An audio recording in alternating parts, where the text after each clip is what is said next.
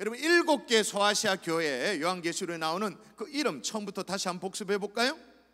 자, 처음에는 뭐예요? 에베소서. 그 다음에 어디요? 에베소서가 아니지, 에베소지, 에베소. 서머나, 그 다음에 버가모, 그 다음에 두아디라, 그 다음에 사대, 빌라델비아, 라오디게아까지.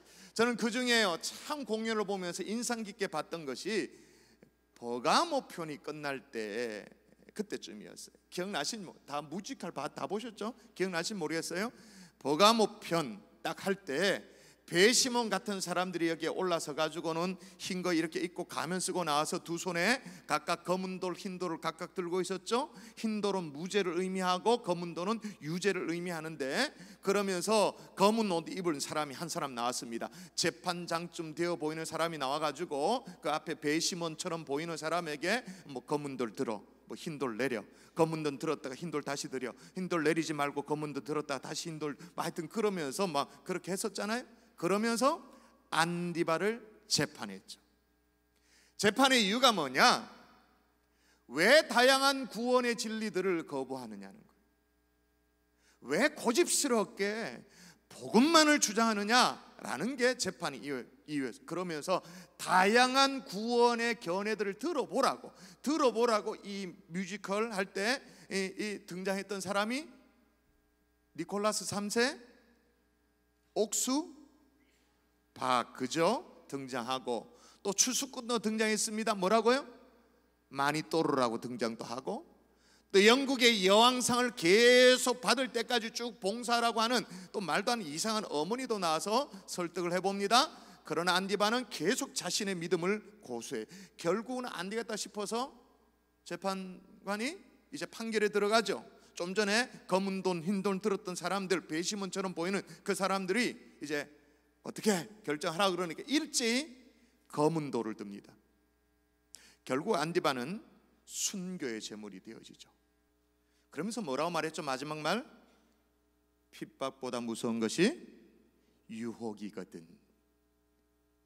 핍박보다 무서운 것이 유혹이거든. 정말로 뮤지컬 보신 분들 다 아시죠? 그 다음 패션의 도시 드아데라에 가서 유혹에 휩쓸리는 여주인공 에클레시아의 모습을 우리는 보게 됩니다. 정말로 핍박보다 무서운 것이 유혹이란 걸 배우게 되어졌죠. 지금부터 한 3년 전, 4년 전에 있었던 일인 것 같아요. IS, 지금은 조금 소강 상태입니다만은 IS로 말미암아 내전이 막 중동 지역, 저 선교 지역에 일어났을 때 그때 일입니다. 그 중동 지역에 있었던 선교사님들이 IS이 막 이렇게 일어나니까 그래도 좀 비교적 안전한 인접 국가로 이제 피신을 하고 그럴 때 있었던 일이에요. 그 긴박한 상황 속에서 겨우 위험을 벗어난 이 선교사들 가운데 한 명이 이제 한국으로 이제 잠시 들어왔죠. 와서 조금 추스리고 있다가 상황이 호전되어지면, 상황이 괜찮아지고 정리되어지면 다시 들어갈 것이란 그런 생각으로 이제 한국에 잠시 들어온 거예요. 그럼 이해가 되잖아요. 아니 선교지가 IS로 막 난리인데 그냥 한국에 들어와서 조금 상황을 살펴보고 그 다음에 다시 이제 제 선교지로 들어가겠다, 이해가 되잖아요. 그런데 현지에 있던 선교사님, 인접 국가에 잠시 넘어가서 피신해 있던 선교사님이 한국으로 돌아온 이 선교사님께 문자로 애틋한 문자를 보내면서 뭐라고 문자를 했는지 아십니까? 문자 내용이 이겁니다. 그 위험한 한국에서 속히 돌아오라. 그 위험한 한국에서 속히 돌아오라. 그 의미가 뭐죠? 어쩌면 순교의 위기가 있는 IS로 말미암아 어려움을 닥친 이 중동보다 한국이 영적으로 더 위험하다는 거. 은밀하게 죄질 일 셌고 그냥 유혹에 걸려 넘어질 일들이 셌기 때문에, 그래서 그 선교사님들이, 피신해 있던 선교사님이 한국에 잠시 들어왔던 선교사님에게 문자를 보냈어서 그 위험한 한국에서 속히 돌아오라. 그러면 저와 여러분은 어떻게 됩니까? IS보다 훨씬 더 무서운 한국에 살고 있는 거네요. 핍박보다 무서운 유혹 속에 우리가 살고 있는 거네요. 여러분, 이 유혹 속에 어떻게 살아야 할까요? 삶 자체가 유혹인데 어떻게 하면 좋을까요? 여러분, 우리 교회는 다 아시죠? 교회적으로 큰 사역을 이제 어느 정도 마친 이후입니다. 자칫 잘못하면 우리가 어디에 빠질까요?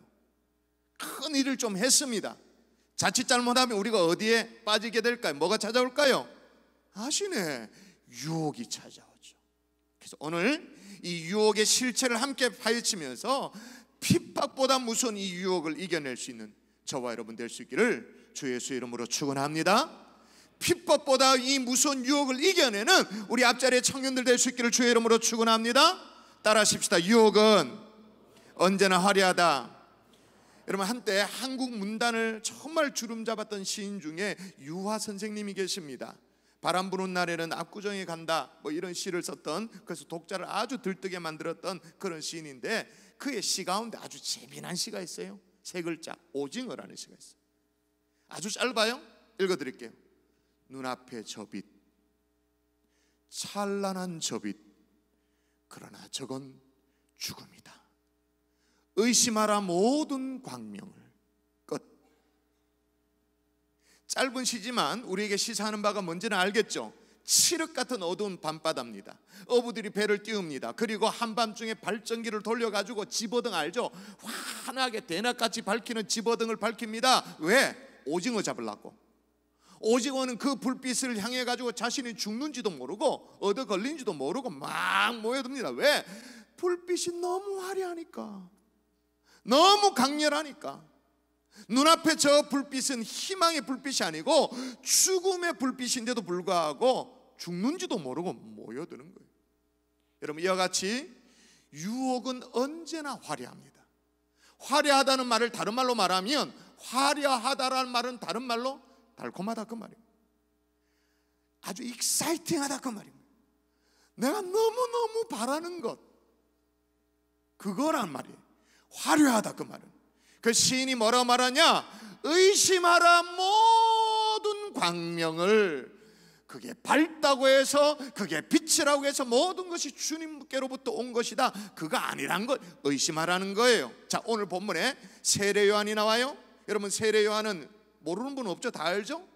예수님의 어머니 마리아가 말이에요, 동정녀이면서도 성녀로 아기 예수님을 탄생했습니다. 잉태했습니다. 잉태를 했는데 이게 너무너무 두려운 거예요. 두려워하니까 하나님이 천사 가브리엘을 보내가지고는, 가브리엘 시켜서 네 친족 엘리사벳에게 가봐라. 엘리사벳에 가보면 알 거다, 그렇게 말합니다. 가봤더니, 자 보세요. 보라, 내 친족 엘리사벳도 늙어서 아들을 배었느니라. 본래 임신하지 못한다 알려진 이가 이미 6달이 되었나니. 진짜 그렇게 가봤더니 진짜 그녀도 하나님의 은혜로 잉태가 된 거예요. 물론 예수님처럼 동정녀 성령 잉태 이건 아닙니다. 그건 아니고 하나님의 은혜를 받아가지고 구약의 이삭처럼 또는 한나처럼 태문이 열리게 되어진 거죠. 하여튼간에 이제 예수님보다 6개월 앞서서 예수님의 친척으로, 그러니까 인척으로, 그죠? 육신적인 어떤 계보를 따라서는 그렇다는 거죠. 친척으로 태어난 사람이 그게 요한이에요. 요한은 자기 엄마 뱃속에서부터 예수님을 경배합니다. 마리아가 문안 갔을 때 말이에요, 요한의 엄마 엘리사벳의 고백이에요. 한번 읽어볼까요? 같이 읽습니다. 엘리사벳이 시작.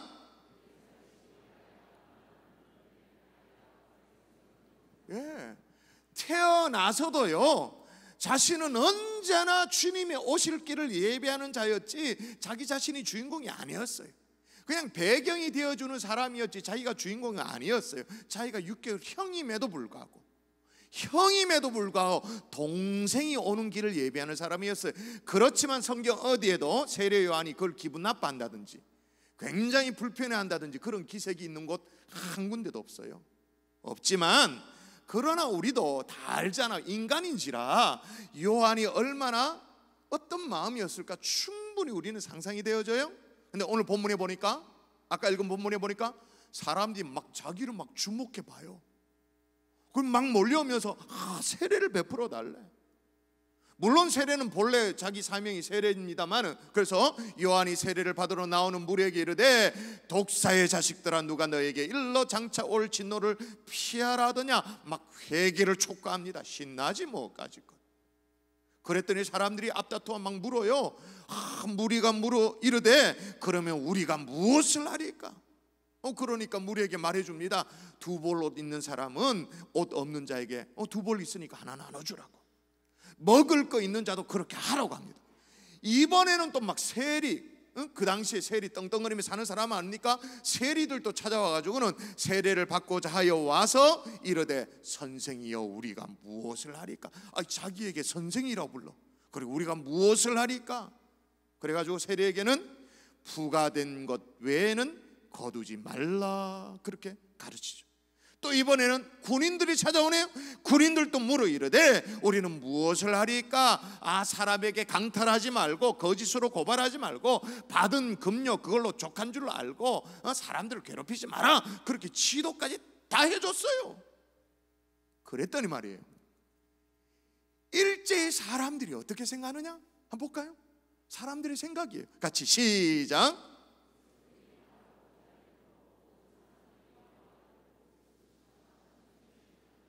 백성들이 요한을 혹 누구로 심중에 생각했다고요? 누구로? 그리스도. 우와, 어땠을까요? 자신은 그리스도의 오실 길을 예비하는 자였는데 그리스도가 사실 아닌데 사람들이 자기를 그렇게 봐주네, 그렇게 인정해주네. 얼마나 뿌듯했을까요? 얼마나 그게 달콤했을까요? 달콤했지, 사람인지라. 그죠? 그리고 더 중요한 것은 그런 심중의 생각이 생각으로만 머물러 있지 않아. 왜냐하면 그 다음 절에 보면 요한이 모든 사람들 앞에 나서서 나는 그리스도가 아니라고 손사래를 치면서 해명한 걸로 보면 사람들 속에 생각으로만 머문 게 아니라 사람들 사이에 설왕설래 막 소문이 막 일파만파 퍼졌던 거죠. 이때 조심해야 하는 것입니다. 유혹은 언제나 어떠하다고요? 유혹은 화려하다. 화려한 이유가 뭘까요? 달콤하니까, 가슴 설레게 하니까. 더 정확하게 말해볼까요? 유혹은 여러분이 원하는 거였기 때문에, 내가 바라는 거였기 때문에 너무너무 화려하지. 여러분, 바다에 한 번씩 여름바다 놀러 가보면 불가사리 아시죠? 불가사리 가요. 참 특이한 방법으로 조개살을 먹는데요. 어떻게 먹냐면 조개라는 것이 말이에요, 다 그 정도는 아시죠? 자기 입을, 조개가 아무리 조그마한 조개라도 자기 입을 딱 다물면 어떻게 해도 이 열 방법이 없잖아요. 그죠? 그래서 우리는 뭐 또 이렇게 물에 담가놨다가 끓여야지 입을 쩍 벌리고 그렇게 되어집니다만은, 근데 이 불가사리가 처음에는 조개와 함께 같이 어울린대요. 그냥 같이 이렇게 뭐 이렇게 있대요.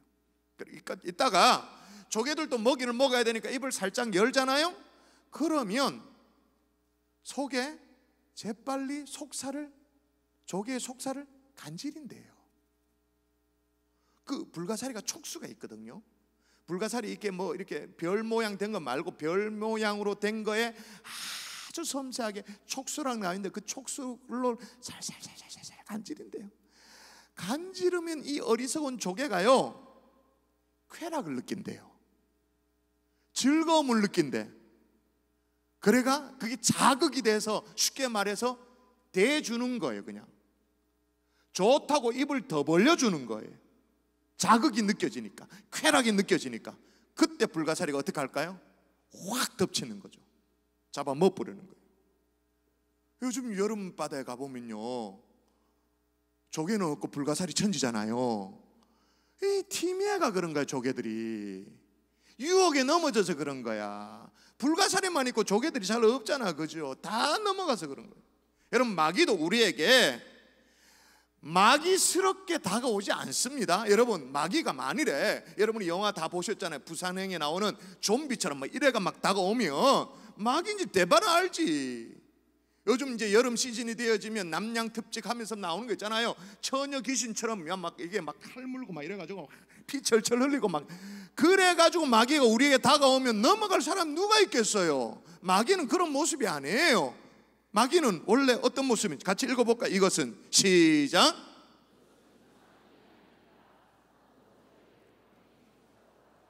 뭐로 천사로, 어떤 천사요? 광명한 천사로 가정한다. 이걸 다른 말로 바꾸면 뭐냐? 내가 너무너무 좋아하는 형태로 딱 나타난다 그 말이에요. 여러분이 너무 딱만 이상형으로 딱 나타난단 말이에요. 너무 바라던 모습으로 딱 나타난단 말이에요. 내가 원하던 조건에 딱 맞게 딱 나타난다, 그 말인 거예요. 광명한 천사로 가장한다. 여러분, 그러므로 유혹의 이 화려함 때문에 눈이 나가버리는 거예요. 유혹의 이 달콤함에 이성이 완전 마비돼 버리는 거예요. 유혹의 이 짜릿함에 신앙도 팔아넘기고 믿음도 팔아넘기고 아무것도 없는 것 다 팔아먹게 되어지는 거예요. 여러분, 성경에 유혹의 대표적인 사건들 있잖아요. 예를 들면 최초의 유혹, 아담과 하와가 사단으로 받았던 유혹, 이것도 정말로 달콤하지. 야, 너희가 결코 죽지 아니하리라. 결코 죽지 않는데 얼마나 이게 희망적이에요. 뿐만 아니에요.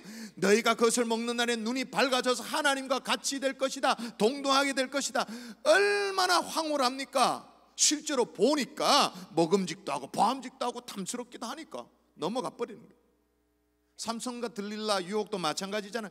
얼마나 달콤해요. 그래서 이스라엘의 장사가 사사가 여인의 무릎팍 비고 있다가 나시린의 머리 깎이고 다 잘려나가고, 이 유혹의 강렬함 때문에. 다윗도 마찬가지지 않습니까? 밧세바 그 유혹. 여러분, 솔직히 말해서 이스라엘 왕으로서 얼마든지 후궁을 드릴 수 있어요. 그게 한타수든 뭐 100명이든 그게 무슨 아무 문제가 안 돼. 후궁을 드리면 돼. 근데 옆집 아줌마 목욕하는 거 훔쳐보다가 이래가지고, 아이고, 채시머리 없게 왕이 얼마나 곤욕을 겪습니까? 얼마나 낭패를 당해요. 여러분, 낚시꾼들 사이에 하는 게 있는데, 자, 이번에 배웠어요. 자, 조인신 목사님께 허락을 받았습니다. 이제 검증을 받았습니다. 어탁이라는 게 있어요. 어탁 아세요? 낚시 좋아하시는 분 어탁 아세요? 어탁이라는 걸 들어보시면 모르겠는데, 물고기를 잡아 주로 월척 같은 걸 잡았겠죠. 자기가 원한 걸 잡았겠죠. 그걸 어떻게 이제 탁본을 뜨듯이 먹물을 물고기에 딱 발라가지고 파나를 찍어내듯이 물고기 형체를 딱 찍어내는 거, 그게 어탁이에요. 자, 어탁의 샘플 보십시다. 저런 거예요, 저런 거. 난 저걸 왜 하는지를 모르겠어요. 근데 낚시하는 사람은 어탁, 이게 그 경지에 오른 사람이 저걸 한대요. 또 보통 사람이 하는 게 아니고 저 찌느러미 이런 것들 딱 이렇게 딱 나오도록 다 하는 거죠. 그런데 어느 낚시꾼이 말이에요, 월척을 잡았는지 어탁을 해가지고 액자에 딱 이제 걸었는데, 그 밑에 뭐라고 적어놨냐면, 이건 아니니까 내려줘도 돼요. 뭐라고 적어놨냐면, 이제 물고기의 1인칭 어조로 적는 거예요.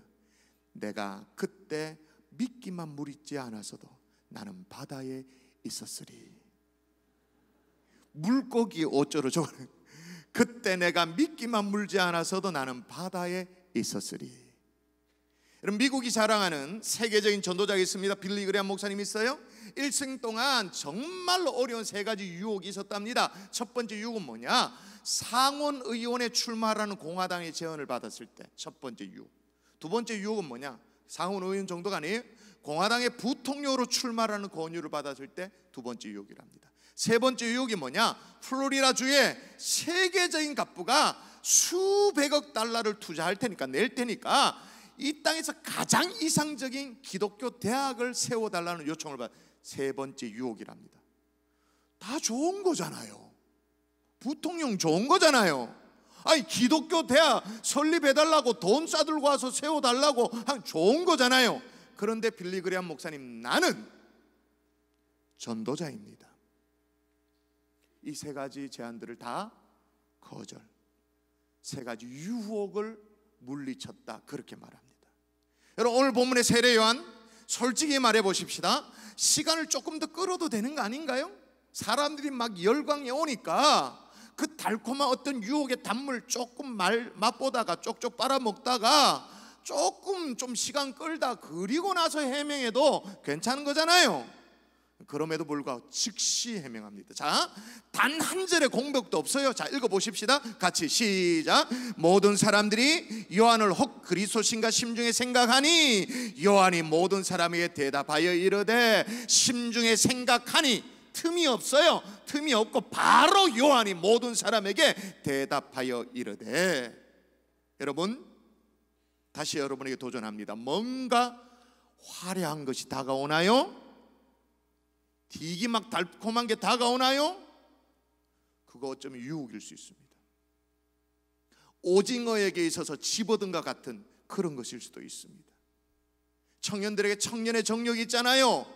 불나방에게 모닥불과 같은 그런 것일 수도 있는 거예요. 분명히 다가서면, 좋은 건데 다가서면 지직지직 다 타는 그런 유혹일 수도 있는 거예요. 여러분, 화려한 유혹에 넘어가지 않기를 주의 이름으로 축원합니다. 그 이끼를 딱 무는 순간, 그 미끼를 딱 무는 순간 어떻게 돼요? 어탁의 탁본의 물고기처럼 사단의 종노릇이 탁 되어버리는 거예요. 자, 그러면 어떻게 해야 되는가? 따라하십시다. 시선을 옮겨야 한다. 한 번 더 따라하십시다. 시선을 옮겨야 한다. 여러분, 유혹에 넘어지지 않는 방법은 참는 게 아니에요. 참으면 되는 게 아니에요. 앞서 얘기했습니다만 아담과 하와도 선악과의 유혹, 선악과를 계속 쳐다봤기 때문에 문제잖아요. 참는다고 되는 게 아니에요. 쳐다보니 어떻게 돼요? 계속 보니 어떻게 돼요? 먹음직도 하고 보암직도 하고 지혜롭게 할 만큼 탐스럽기도 하였잖아요. 자, 그런데 어떻게 했기 때문에 그런 유혹을 느꼈는가? 여러분 읽습니다. 여자가 시작.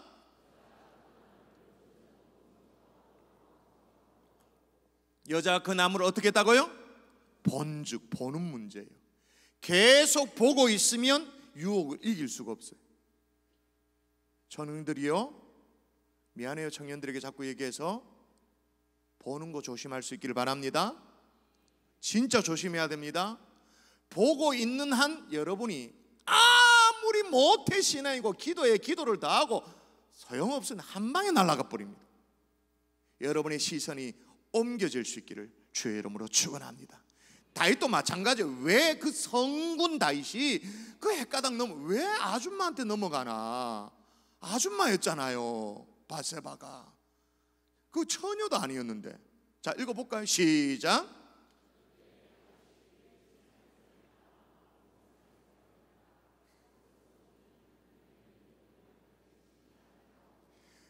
보는 문제. 본이 한 여인이 목욕하고 있는데 심히 아름다워 보이는지라. 보는 문제. 여러분, 삼손도 마찬가지예요. 왜 드릴라에 넘어갑니까? 어쩌다가 그 여인의 무릎팍을 베고 잠들어 가지고 나시리면서 머리 다 깎이고 두 눈 막 다 뽑히고 그 수치를 왜 당하게 돼요? 왜 수모를 겪게 되어져요? 삼손이 가사에 가서 거기서 한 기생을 보고 그에게로 들어가더니. 다시 여러분에게 축복합니다. 여러분의 시선이 옮겨질 수 있기를 주의 이름으로 축원합니다. 요한도 마찬가지. 요한도 시선이 옮겨졌어요. 만일에 이 세례 요한이 자신들에게 막 세례를 요청해 오는 사람들, 우리가 무엇을 하리까? 우리가 어떻게 하면 좋겠습니까? 인생 전체를 걸고 막 물어오는 그런 사람들만 쳐다봤으면 솔직히 어떻게 됐을지도 잘 몰라요. 근데 시선이 어떻게 옮겨지는가? 제가 읽어볼게요. 요한이 모든 사람의 대답에 이르되 나는 물론 너에게 세례를 베풀거니와 나보다 능력 많으신 이가 오시나니 나는 그의 신발끈을 풀기를 감당하지 못하겠노라. 그는 성령과 불로 너에게 세례를 베풀 것이요. 어떻게 해요? 나보다 능력 많으신 이가 오신다. 자기에게 시선이 머문 것도 아니고 막 열광하며 모여드는 사람에게 시선이 집중된 것도 아니고 나보다 능력 많으신 이 그리스도, 할렐루야, 그리스도에게로 정확하게 시선이 옮겨가는 거예요. 그리고 나서 시선만 옮긴 게 아니고 그 다음에 이분이 어떤 분이라고 딱 얘기를 하는지를 볼까요? 여러분 한번 읽어볼까요? 17절입니다 손에 시작.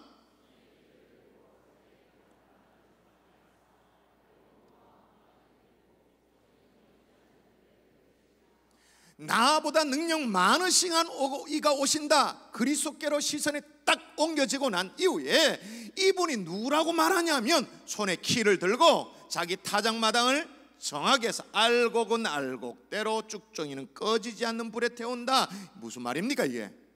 그분은 심판하시는 주님이시다. 우리는 주님을 맨날 그냥 허하고 웃어 넘기는 핫바지 같은 그런 분으로 생각할 때가 많아요. 사랑하시죠? 사랑합니다. 우리를 사랑하신 분이에요. 기회를 주십니다. 그런데 아셔야 됩니다. 심판하시는 주님입니다. 알곡은 곳간에 어떻게 해요?